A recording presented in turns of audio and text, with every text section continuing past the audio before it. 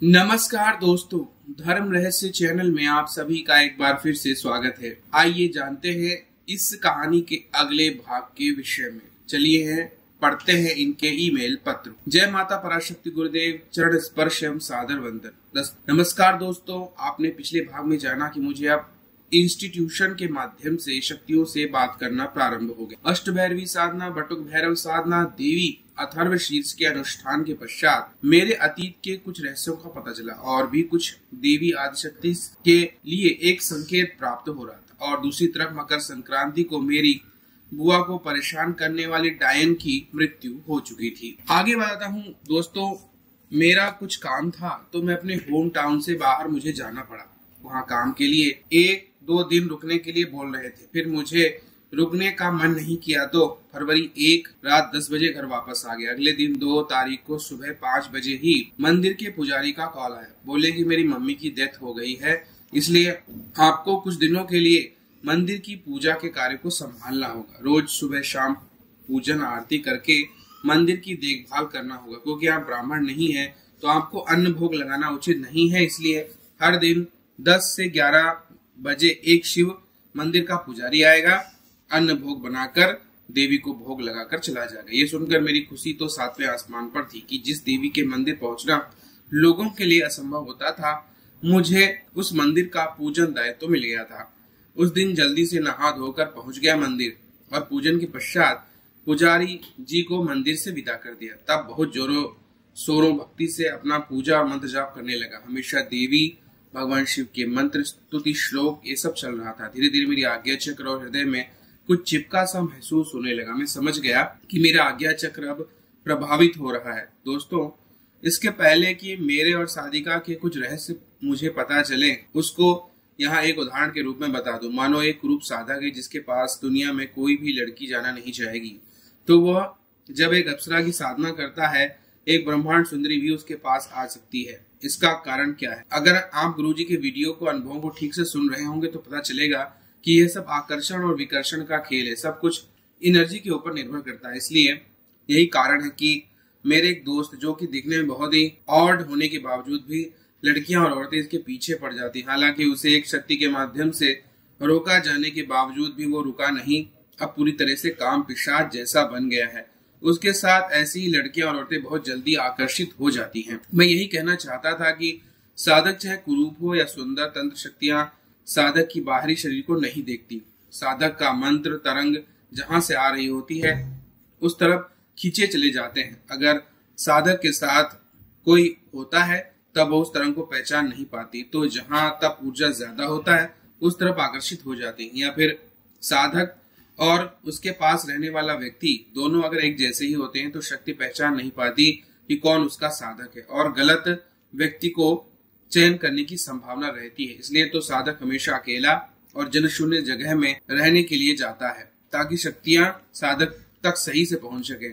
शक्तियां बाहरी शरीर के ज्यादा ऊर्जा शरीर को ही देखती है। इस तरह हर व्यक्ति के अंतर मन में एक पुरुष या स्त्री की छवि होती है जो उस छवि को बाहरी दुनिया में ढूंढती है। जब व्यक्ति को अपने अंतर मन में छवि जैसा कोई मिल जाता है तो उसके प्रति आकर्षण महसूस करता है, लेकिन उसके अंतर मन की जो छवि होती है उसकी 100% वो व्यक्ति नहीं होता। वह विकर्षण भी पैदा होता है। कुछ तो 90% भी अंतर मन की छवि के साथ मैच हो जाती है। इसलिए उस व्यक्ति के प्रति हमारा आकर्षण और समर्पण हो जाता है। क्योंकि हमारे सामने वाला व्यक्ति हमारे अंतर मन की छवि के 100% नहीं होता, इसलिए समय आने पर सामने वाले व्यक्ति की प्रतिशत घटकर 10% भी आ सकता है। तब बहुत पछतावा होता है कि हमने गलत व्यक्ति को चुन लिया। ठीक वैसे जैसे अप्सरा साधक के पास आती, लेकिन साधक और उसके पास आने वाले व्यक्ति के गुण और ऊर्जा के स्तर में भ्रमित होकर अगर गलत व्यक्ति को चयन कर लेता है, तब जो साधक होता है वो अपनी साधना में आगे भी लगा रहेगा और आगे भी बढ़ेगा चलेगा।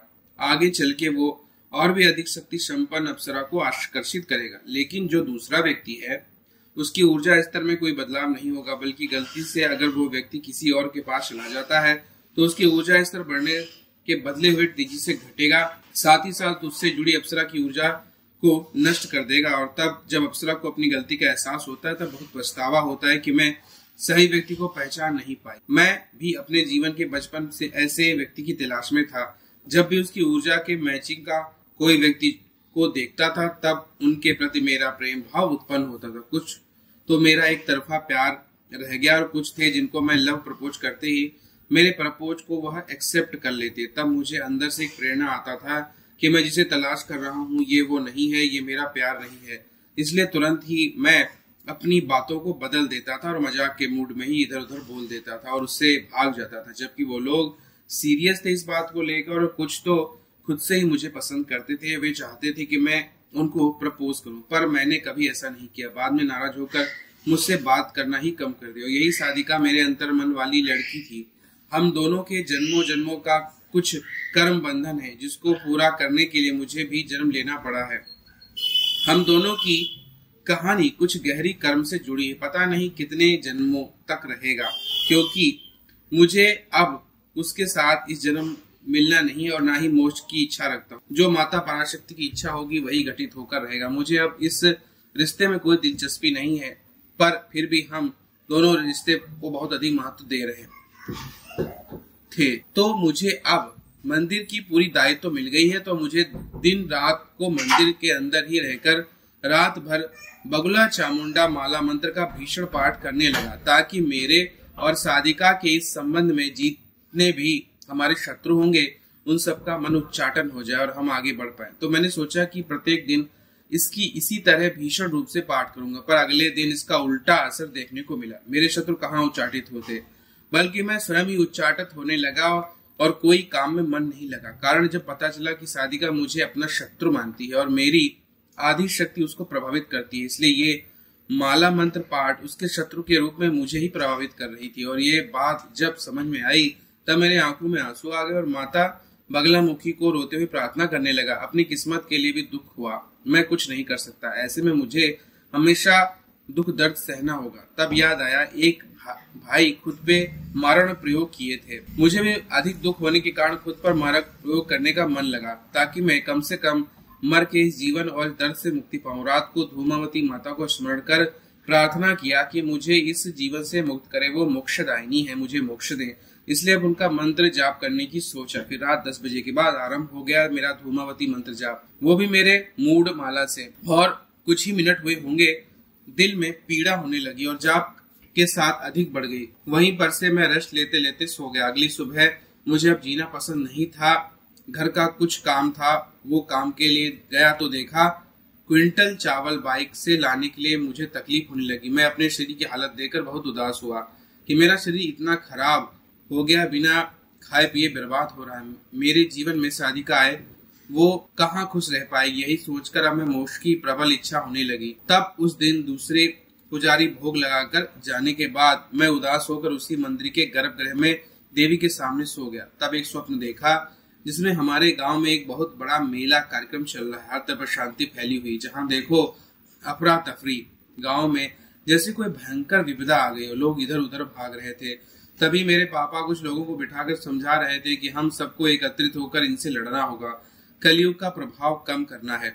कुछ इस तरह वो सभा में लोगों को बोलते हुए हिम्मत दे रहे थे। अब आगे देखता हूँ कि वहां पर एक स्टॉल लगी थी, फ्री में कुछ चीजें बट रही थी। वहां बहुत भीड़ थी। फ्री के चीजें पाने के लालच में हर कोई एक दूसरे से झगड़ रहा था। बहुत ठेला पेला हो रहा था और उसकी बीच में एक छोटी सी बच्ची जो कि 2 से 3 साल की होगी, वो उस जगह पर थी। स्टॉल के नीचे होने के कारण उसको सामान बांटने वाला देख नहीं पा रहे थे और उसको बच्ची को अन्य कोई ध्यान भी नहीं दे रहा था, उसको कोई मदद भी नहीं कर रहा था। इसलिए वो गुस्से में स्टॉल को मार रही थी, मानो इतने भीड़ में वो अकेली और उसे सुनने वाला कोई ना हो।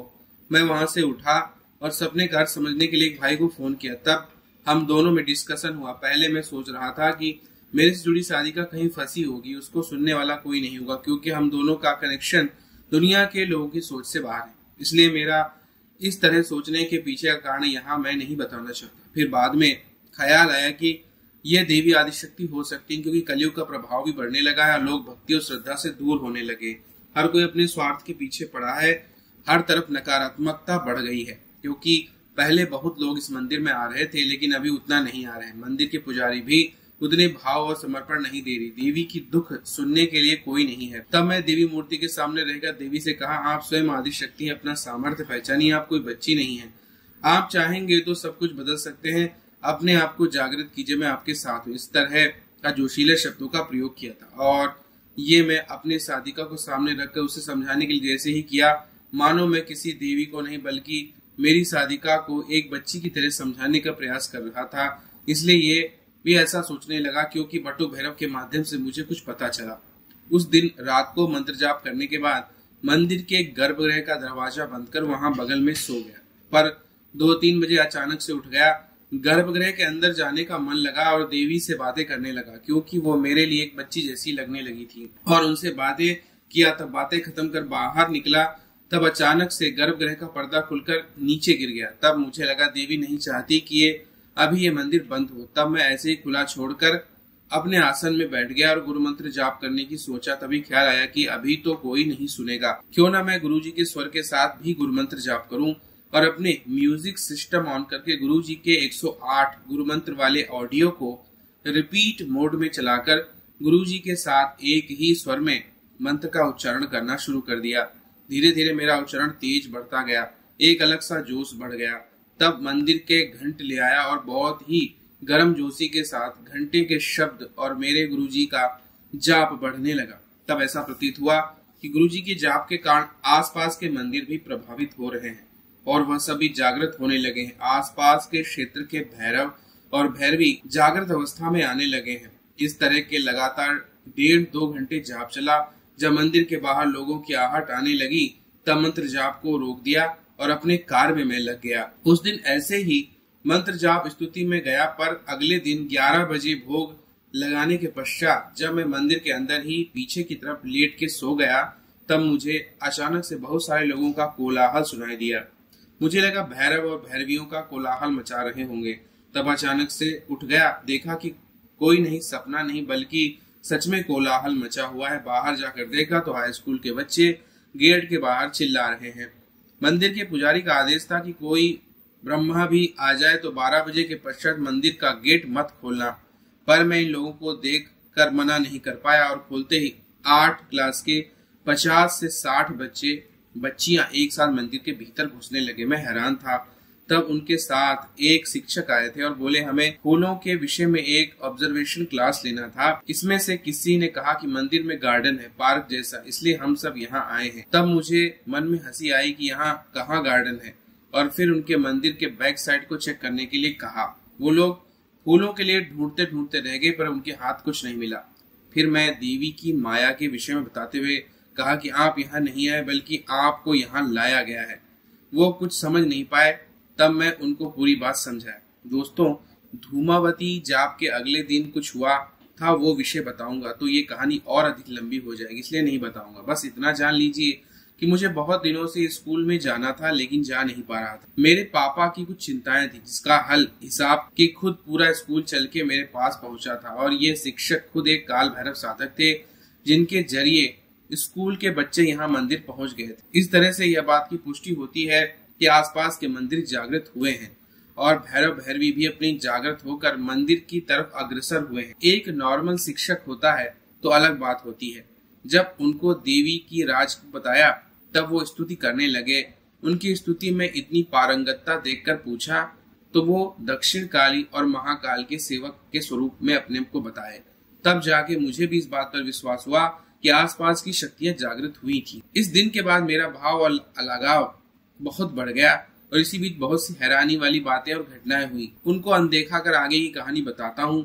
उसके बाद रोज का मंत्र जाप और हमेशा मंदिर के अंदर रहने के कारण मेरा हृदय चक्र और आग्रा चक्र में सिक्का चिपकने जैसा हो गया, यानी कि चक्र अत्यधिक जागृत हो रहे थे। मेरा और साधिका जब पहली बार फोटो के माध्यम से आई कांटेक्ट हुआ, साधिका के हृदय चक्र में सांस रुक गई थी, पर मुझे हृदय चक्र में सांस रुकना कभी महसूस नहीं हुआ, पर अब वो सब महसूस होने लगा है। यहाँ पे हनुमान जी का टॉपिक आता है, पर रहने देता हूँ।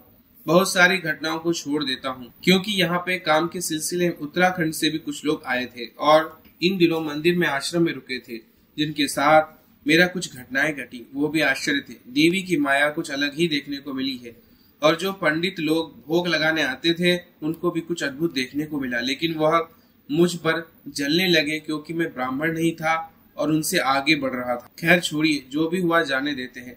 मैं तो यहाँ तक की सोच लिया था कि आगे चल के हमारे उड़ीसा के पराशक्ति परिवार का कार्य यही मंदिर से शुरू होगा। ये उड़ीसा का हेडक्वार्टर बनेगा और मैं मंदिर के काम के साथ बच्चों को ट्यूशन देकर गुरुजी से सबको जोड़ूंगा। भले ही हर कोई गुरु दीक्षा ना ले पाए, पर कम से कम गुरुजी के नाम दीक्षा ले पाए, इसकी पूरी व्यवस्था करूंगा। सोच लिया था धीरे धीरे हर तरफ माता की ऊर्जा का विस्तार होगा, हमारे गुरुजी को हर कोई जानेगा। उड़ीसा में माता पराशक्ति का कार्य यहीं से शुरू होगा सोचा था, पर ऐसे ही बहुत आगे की सोच लिया था। देवी को कोई माँ नहीं बल्कि एक बच्ची की तरह देखभाल करने लगा। उनको आदि शक्ति के रूप में हर कोई जानता था, लेकिन अब मेरे पराशक्ति मंत्र जाप से वो पराशक्ति स्वरूप को प्राप्त करेंगी। यहाँ तक कि हमारे उड़ीसा के सभी गुरु भाई यहाँ एकत्रित होकर माता पराशक्ति के जाप और हवन करेंगे। इसीलिए एक नाम सोच में आया था, आदि पराशक्ति, जो कि पराशक्ति की एक अंश रहेंगी। मूल पराशक्ति मंदिर तो गुरुजी के माध्यम से ही निर्मित होगा और यह नाम देवी को बहुत पसंद रहा। इन दिनों मंदिर की पूरी कंट्रोल मेरे हाथ में था, तो शिव चतुर्दशी यानी भैरव शिव उपासना के दिन रात को मैं देवी गर्भगृह के अंदर मूर्ति के सामने ही हवन करने की तैयारी की। जब रात को 10 बजे मंत्र जाप करने के पश्चात हवन के लिए सामान रेडी कर रहा था, तब एक बहुत ही अजीब सी साउंड सुनाई दी। तब क्या हो गया सोच के बाहर लगा। एक बहुत ही प्यारी सा कुत्ते का बच्चा मंदिर के बाहर था। मुझे देखते ही वो गेट के अंदर घुसकर मेरे पास आ गया। मैं जहाँ जाता मेरे पीछे पीछे आ रहा था। तब मैं थोड़ा दूध और बिस्किट लाकर भैरव जी के सामने रख दिया तो उसमें व्यस्त हो गया। तब मैं चुपके से अपनी जगह पर आकर साइड वाला गेट बंद कर दिया और आरंभ किया हवन। तब मेरी आवाज सुनते ही मेरे पास आने की कोशिश किया और बहुत चिल्लाने लगा। मैं उसको ऐसे ही छोड़कर अपने हवन पे ध्यान दिया और हवन खत्म करके जब देखा तो मंदिर के रसोई घर में आराम से सोया था। मुझे हंसी आई। और यहाँ से आरंभ होता है मेरा बहुत ही कम समय सोना। अब नींद भी नहीं आ रही थी। अगले दिन अमावस्या और उसके बाद गुप्त नवरात्रि आरंभ। इस हवन के पश्चात मुझे एक चामुंडा देवी से जुड़ा हुआ एक मंत्र प्राप्त हुआ जो रुद्र चंडी मंत्र था, और मेरी साधिका भी चामुंडा देवी से जुड़ी हुई कुछ प्रश्न गुरुजी को पूछी थी, पर जवाब नहीं आया। तब मेरे माध्यम से उसको ये मंत्र प्राप्त हुआ, वो भी सर्वार्थ सिद्धि हो गई। मुझे इस समय और दिन का ज्ञान नहीं था। बाद में रोहन भाई से बात हुआ तब जाके कि आज खास योग है, एक तो माघ अमावस्या ऊपर से सर्वार्थ सिद्धि योग। ऐसे में साधिका को ये मंत्र मिला। वो बार बार पूछ रही थी कहाँ से मिला, पर मुझे भी पूरा आइडिया नहीं था। बहुत दिनों के बाद जाना कि ये रुद्र चंडी मंत्र है, पर जो होना था वो हो गया। मुझे अब आशा थी कि वह इस मंत्र का जाप करते करते स्वयं के बारे में जान पाएगी। बहुत जल्दी ही वो अपने आप को जान पाएगी। दोस्तों, इसी अमावस्या से आरंभ हो गया था मेरा अखंड दीपक जलाना। आज के दिन गुरुजी के व्हाट्सएप चैनल में एक निर्देश आया कि गुरुजी की वीडियो को कोलैब करके प्रचार प्रसार करना है, मानो ये मेरे लिए कोई एक आज्ञा थी। तो उसी रात को मैं मेरा पहला वीडियो YouTube पर बनाया आदि पराशक्ति के नाम से, और रात भर मंत्र जाप आदि। नींद भी नहीं आ रही थी और भूख भी नहीं लग रही थी। इस तरह अगले दिन शनिवार को इस मंदिर के मुख्य व्यक्ति आए, जो कि हर शनिवार आते हैं, लेकिन पिछले कुछ शनिवार पहुंच नहीं पाए थे। मैं पहले उनको लेकर गलत सोचा था कि पैसे वाले होंगे तो घमंड होगा, लेकिन देवी की चेतना में रहकर अब खुद ही उनका इंतजार कर रहा था। जब मंदिर में आए तो बहुत सुकून महसूस हुआ। तब उनको मैं अपने स्वरूप के बारे में बताया कि आप एक भैरव है और बहुत जल्दी इस मंदिर के कार्य भार आपको सौंप दिया जाएगा, आगे से आपको ही संभालना होगा। और उनके कुछ समय रहस्य बताए जो 100% सत्य निकले। वो भी आश्चर्य में थे। वो खुद के बारे में जानना चाह रहे थे पर कभी मिले नहीं। आज जब रास्ते से आते आते खुद को जानने की इच्छा प्रबल हुई और मेरे माध्यम से उनको खुद के स्वरूप का ज्ञान हो पाया, तो उनके सोच से परे था। वो सच में यही था कि वो म्युनिसिपालिटी के एक पदाधिकारी हैं। उनके पीछे चंडालों के ढेर हैं। वो लोग तो मारने के लिए हथियार तैयार करके रखे होते हैं, लेकिन जब ये उनके सामने आते हैं तो डर के मारे भागने लगते हैं। कुछ लोग सरेंडर करके कहते हैं कि सिंधी बाबू, हम आपको मारने आए थे, पर आपको देखते ही हमारा साहस टूट गया। आपको देखने मात्र से हम में डर उत्पन्न हो रहा है, मानो भूत सामने खड़ा हो, भैरव सामने खड़ा हो। वो ऐसे ही अपने बारे में बहुत सी चीजें बताए जो कि मैं नहीं जानता था, पर मेरे माध्यम से उनको कहा गया था। वो तो आश्चर्य हो रहा था, साथ ही साथ मैं भी आश्चर्य में था कि मुझे कैसे ये सब पता चल रहा है। उनसे इस मंदिर के आरंभ कब हुआ आदि पूछा, पर उनको पूर्ण ज्ञान नहीं था, और जो मेरे को बताया बाद में जाना। इस मंदिर की पूर्ण सत्यता उनको भी पता नहीं। दोस्तों, उस दिन खुशी से मुझे 1000 रुपए उन्होंने दिए, जबकि बाकी शनिवार में आते थे तो पुजारी जो होता था उसको वो 200 रुपए देते थे। मुझे जो मिला मैं देवी को समर्पित कर दिया, और ऐसे ही उनके जाने के बाद मेरा मंत्र चालू रहा। रात के 3 बजे के बाद थोड़ा लेट, तो वो भी 1-1.5 घंटे के लिए, और फिर उठ गया और काम में लग गया। मतलब मेरे नींद भी नहीं लग रही थी, मेरा खाना भी कम हो गया था और खुद में असीम शक्ति महसूस हो रही थी। यहाँ तक कि मेरा वॉशरूम, टॉयलेट इत्यादि भी बंद हो रहा था। बस देवी के साथ मंत्र जाप करना, स्तुति आदि करना, ये सब हो रहा था। अंदर से आनंद महसूस हो रहा था।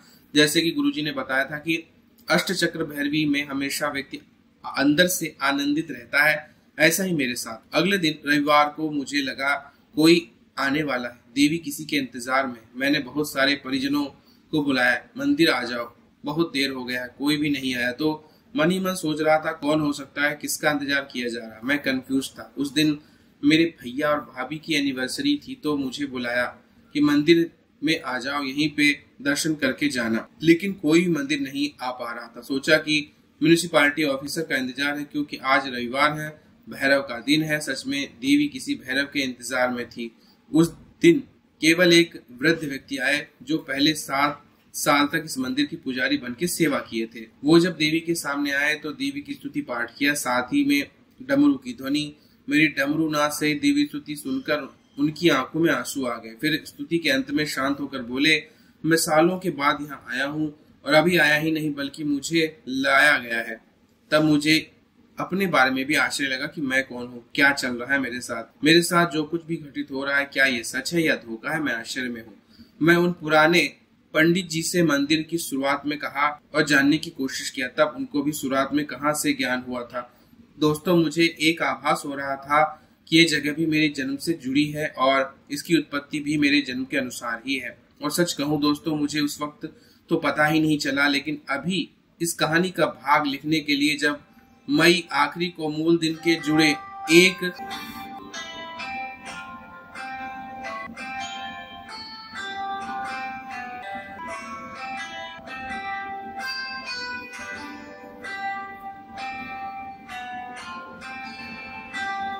एक व्यक्ति के पास गया, तब पता चला कि देवी की आविर्भाव भी मेरी समकालीन है। जैसे गुप्तारा साधना में आपने जो पुराना कुआं देखा, वो 1996-97 में बना, और ये देवी 1996 के आषाढ़ चतुर्थी को, यानी कि मेरे जन्म के 1 साल पहले ही आविर्भाव हुआ था, जो कि मेरे दूसरी साधना स्थिति बना। मतलब मेरे साथ घटित होनी घटनाएं पूर्व निर्धारित है, स्थान, काल, पात्र सब पूर्व निर्धारित है। और मेरे हाथों डायन की मृत्यु का रहस्य भी अलग है, क्योंकि उसको मारना हुआ भैरव साधना के पश्चात मुझे पता चल गया था मेरा कुछ रहस्य है। इसलिए जिस घर में जन्म हुआ वहां मेरा किसी से लगाव नहीं। माता पिता, भाई बहन, कोई भी रिश्ता मेरे लिए अहमियत नहीं रखता। मेरे इस दुनिया में कोई था तो वो केवल एक ही व्यक्ति थे, जिसे मैं बचपन से अनजाने में ढूंढ रहा था, जिसके लिए मेरा जन्म हुआ था।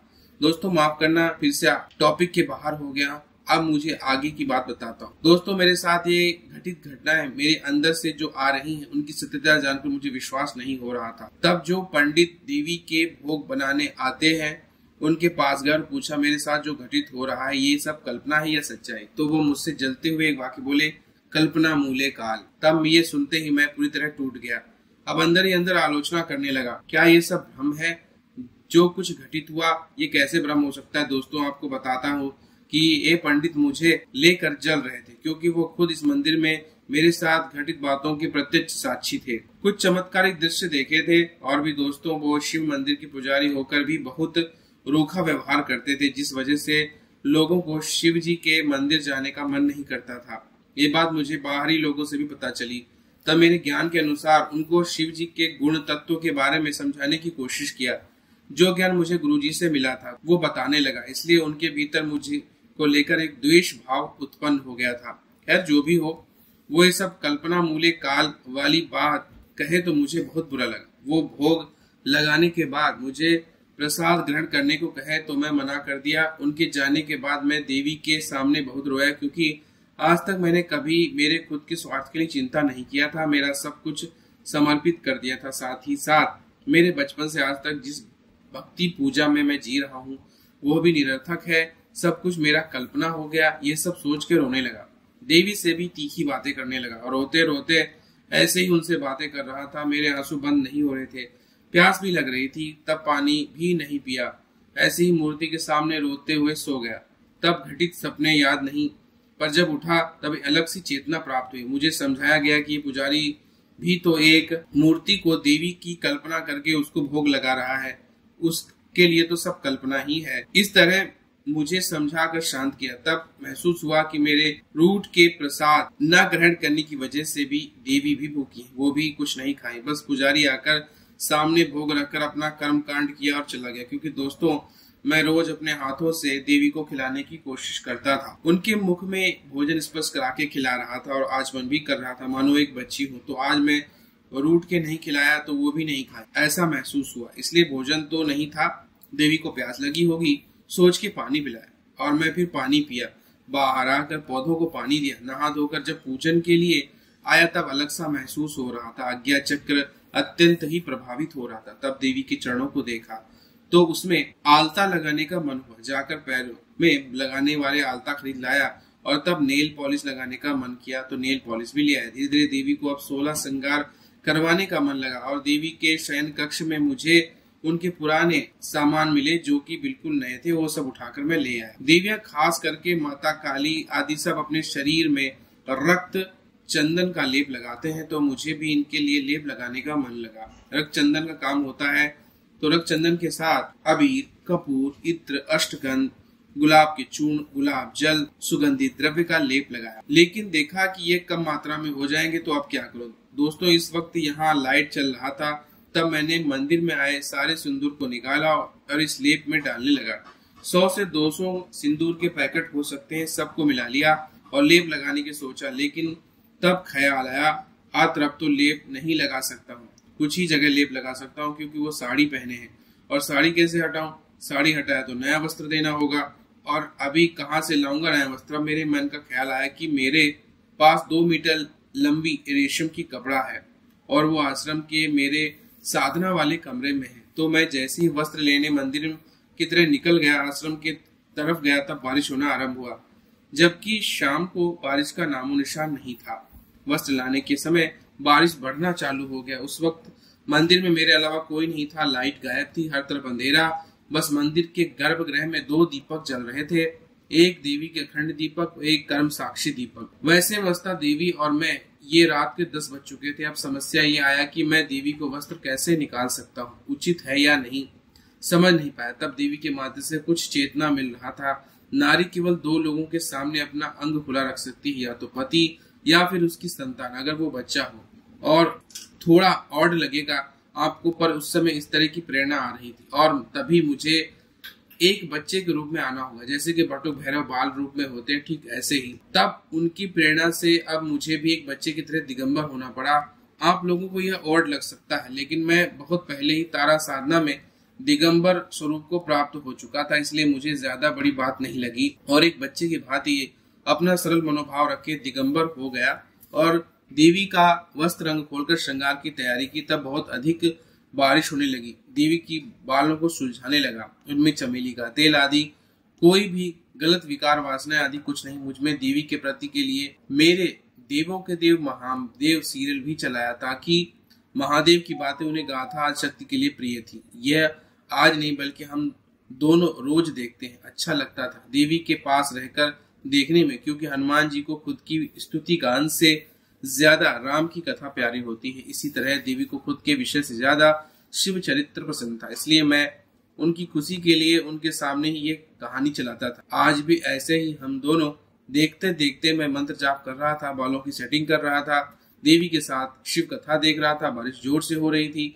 आप लोगों को पहले भी कहा था कि मेरे साथ घटित घटना प्रकृति भी अपना भाग लेती है और ये आज भी हो रहा था, ठीक वैसे ही जैसे महासप्तमी के अनुभव में जोर से बारिश। अब सब कुछ रेडी होने के पश्चात में देवी के अंगों में लेप लगाना आरंभ किया और उनको हर तरह श्रृंगार लगाया। लेकिन यह एक कमी थी, जो हार पहनाया था वो टूट गया, तो उनको अलग से बदल दिया। बदले में मेरे पास देवी अष्टचक्र भैरवी के लिए जगन्नाथपुरी से जो रुद्राक्ष की माया खरीद कर लाया था वह दिया, जो कि मेरी भावी पत्नी के लिए मैंने रखा था। और वैसे ही इनकी माया इतनी प्रबल थी कि आगे पीछे का सोच ही नहीं पा रहा था। जैसे देवी की इच्छा चल रही थी वैसे ही चल रहा था। पूरी तरह अस्त्र शस्त्र सहित उनको तैयार किया। तब बहुत जोरों से बारिश और बिजली की आवाजें बढ़ने लगी। मैं बिना खाए पिए थक चुका था। मानो कोई जान नहीं बचा हो। तब सब हैरान और खत्म करने के बाद जब देवी को पानी पिलाया, अचानक से मेरे शरीर में तेज ऊर्जा आने लगी और फिर एक घटना हुई जो पूरी तरह से गुप्त है, मैं किसी को नहीं बता सकता। तब मैं हैरान था, फिर मैं थोड़ा सा रेस्ट लेते ही सो गया। जब उठा तो एक अद्भुत चेतना थी, मैं पूरी तरह से अलग स्तर पर चला गया। अब यहाँ से कर्म कांड से आगे बढ़ गया था। सुबह 8 से 9 बजे गया, लेकिन अब तक मंदिर पूजा नहीं किया। आज्ञा चक्र हाईली एक्टिवेट। कल रात अचानक बारिश होना, बिजली रात भर न रहना और मंदिर में किसी भी व्यक्ति का प्रवेश न कर पाना और मेरे साथ घटित घटनाएं बहुत ही अद्भुत लग रहा था मुझे। यहाँ जाने या अनजाने से मेरे द्वारा महातप जैसा हो रहा था। खाना पीना सोना, यहाँ तक कि वॉशरूम जाना तक नियंत्रित हो गया। केवल मंत्र जाप स्तुति, न ज्यादा किसी से मिलना, न ज्यादा बातें करना। बाद में एक अनुभव में जो आया कि एक काली सहस्त्रनाम पाठ के साधक को लगातार 3 दिन तक जाप पाठ करना है। मैं ये नहीं कह रहा हूँ कि मेरा पूर्ण रूप से महातप हुआ, पर ऐसा ही कुछ आप मान सकते हैं। दोस्तों, आज की कहानी बहुत लंबी हो गई है।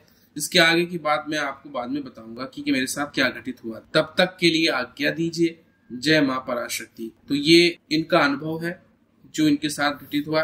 इसमें इनके अंदर जो भाव और भावनाएं हैं उसी के आधार पे यह पूजा कर रहे हैं और हर प्रकार की भाव और भावनाओं को ईश्वर अपनी इच्छा अनुसार समर्पण के साथ स्वीकार भी करता है। अगले भाग में जानेंगे आगे की घटना के विषय में। तो अगर आज को इनका यह कहानी आपको पसंद आई हो तो लाइक करें, शेयर करें, सब्सक्राइब करें। आप सभी का दिन मंगलमय हो। जय मां पराशक्ति।